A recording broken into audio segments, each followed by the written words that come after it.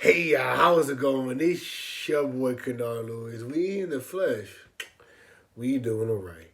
And I'm here today to talk to you about a topic that I feel might be one of the hardest things to do in our lives.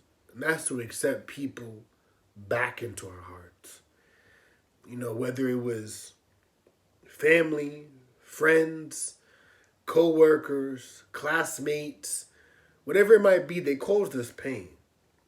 Whether it was through betrayal, mean comments, abandonment, conflict, whatever it might be, for a certain amount of time, they haven't been in our lives or we haven't been that close to them. What if they return? What if something brings y'all back together? What do? You could say, all right, cool. All right, I get it. But I think it's best that we remain apart. But what if you want to keep that relationship? What if you want to build it up again? I think you can, but there's some risks that come involved with that, right? Because sometimes when we accept them back into our heart, it's like we're giving them a second chance, but a second chance to not mess up. So if they mess up, that's it. They out the door. But they're human. They got flaws. When you accept people back into your heart, you got to understand that just because they're in doesn't mean that they may not hurt you again. And I think that's hard to accept because you can't hurt me again. You're not supposed to do that. You're not supposed to be that same person. You're supposed to be better. That's what we tell ourselves. That's what we tell them in our heads. But they're human. But it's hard to accept that. It's like, damn, why can't you be better? Why you gotta hurt me like this? And we see those same things that hurt us in the past making themselves present. And it's frustrating because we hope that things will be different, but they're not. But we still want to be in the relationship. But we're hurting, we're suffering. And it's because we're not accepting that they're human. We're not accepting that they're going to be flawed. It's like you can't forget about those memories, right? You can't throw that history away. But it's like you want them to acknowledge everything. You want them to beg for your forgiveness, beg you for their forgiveness. But they're human. They're flawed. The expectations that we have on people that hurt us when they come back into our lives is sometimes too high.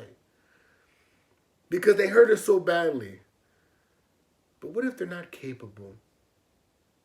What if they don't know how to give you what you deserve? What if they never learned?